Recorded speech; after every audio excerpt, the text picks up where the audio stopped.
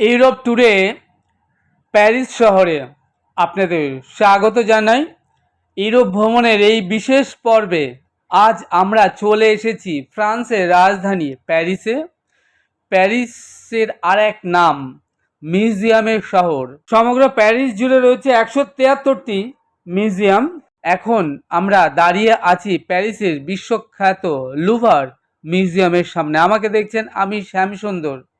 আমরা প্যারিসে এসে এক এক করে বাস থেকে নামছি। সাইট সিনে আমরা এসে গেছি প্যারিসে।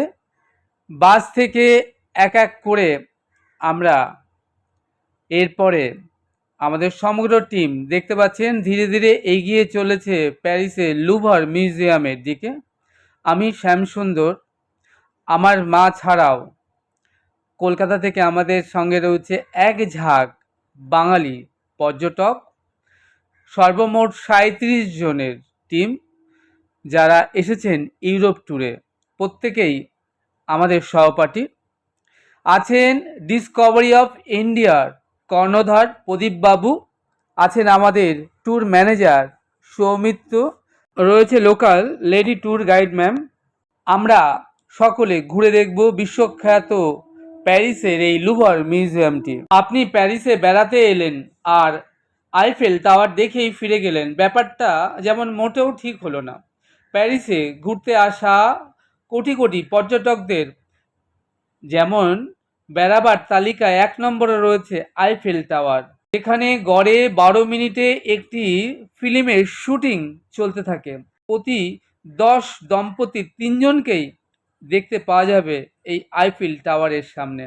18,038টি লোহার টুকরো দিয়ে বানানো এই আইফেল বিশাল বিরাট টাওয়ারটি 1050 ফুট উচ্চতায়। আইফেল এই টাওয়ারই হলো প্যারিসের প্রতীক।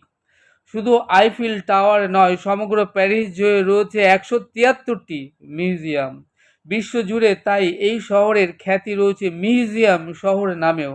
এর মধ্যে সবথেকে বিখ্যাত হলো লুভার মিউজিয়ামটি।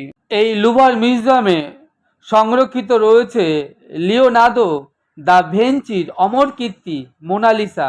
শুধু কি মোনালিসা, আরও আছে বিশ্বখ্যাত সব চিত্রকর আর সব কলা কুশলীদের অমর 3,80,000-এরও বেশি কীর্তি এখানে সংরক্ষিতভাবে রাখা আছে।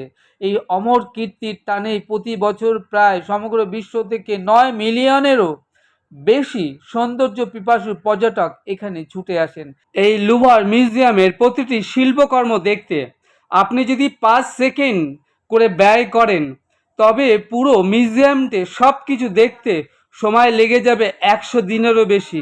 কিন্তু তখনও সারা প্যারিস জুড়ে রয়েছে এই রকম আরও 172টি মিউজিয়াম দেখা আপনার তখনও বাকি থেকে যাবে। তাহলে ভেবে দেখুন প্যারিসকে কেন মিউজিয়ামের শহর বলা হয়ে থাকে। যা হোক, আমাদের ট্যুর ম্যানেজার সৌমিত্র হাতে একটি গোলাপি রঙের ঝান্ডা নিয়ে এগিয়ে চলেছেন এবং সকলকে যেন ইঙ্গিত করে বলছেন, তোমরা আমার পিছু পিছু চলে এসো। ডিসকভারি অফ ইন্ডিয়ার আমাদের পুরো টিম আমরা ধীরে ধীরে এসকেলেটারে চড়ে এগিয়ে চলেছি লুভার মিউজিয়ামের ভেতরে। হাতে ঝান্ডা দেখছেন আমাদের টিমের কর্ণধার প্রদীপবাবু, তিনি এগিয়ে চলেছেন ঝান্ডা হাতে আগে আগে। আমরা সকলে তার পিছু পিছু এগিয়ে চলেছি লুভার মিউজিয়ামের ভেতরে। টিকিট চেকিং পর্ব শেষ হয়েছে, আমরা ধীরে ধীরে প্রবেশ করছি লুভার মিউজিয়ামের ভেতরে। আর এই যে দেখছেন লুভার মিউজিয়ামে প্রচুর পর্যটকদের ভিড়।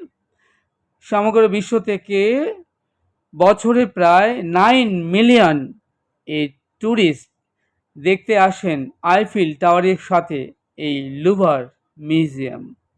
সত্যি এত বিরাট, এত বিশালের পরিধি যে আপনি 2-4 ঘন্টাতেও দেখে শেষ করতে পারবেন না।